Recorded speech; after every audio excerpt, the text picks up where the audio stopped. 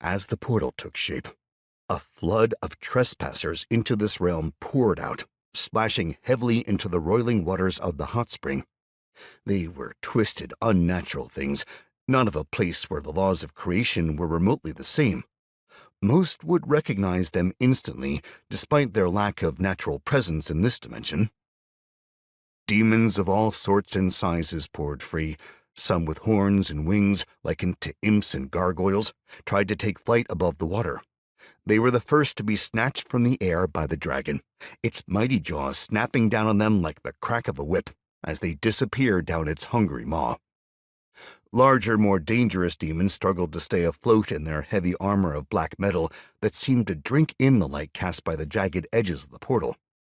Both skeletally thin casters and thick, burly demon knights fell prey to the supernaturally sharp teeth of the dragon. Insect-like demonic spiders the size of horses, and even larger giant scorpions with stingers filled to bursting with caustic poisons meant to burn the soul were crushed, as they merely got in the way. Their blood, all of the demon blood, somehow both red and black, sank to the bottom of the hot spring, not dissipating into it, like oil and water. The two didn't mix, but instead stayed separate despite the waves caused by the thrashing of those few still struggling to stay afloat. It was both a massacre for one side and a buffet for the other, one that carried on for many long minutes. Finally, with a deafening explosion of broken reality, red light and blue fire hot enough to cause the outermost layer of ice to melt throughout the cave, a demon lord burst through. Its tentacle-covered form lashed against the dragon, pounding on the creature's thick scales of silver and azure as it was slowly ripped to more manageable pieces by sharpened claws harder than diamond. A floating eyeball with 100 tentacles was no match for the ancient beast, and its silent screams fell on deaf ears. No dragon had a shred of mercy in any of their 5 hearts, most especially for a delicious outsider like this one, or for the thousands that had come before it.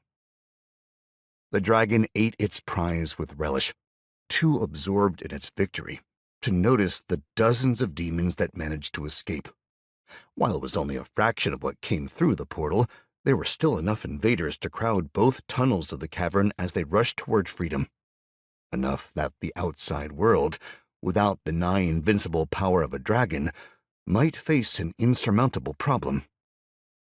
None of that was the dragon's concern. It finished its meal and curled back up on the bank of the spring as the waters settled back into a state of calm peacefulness. Soon, there would be another meal, and it wanted to rest before it came. There might be the most delicious of invaders this portal could contain in the next wave, a demon prince, and it had to be ready. They were exceptionally fast, and it didn't want another one to get away.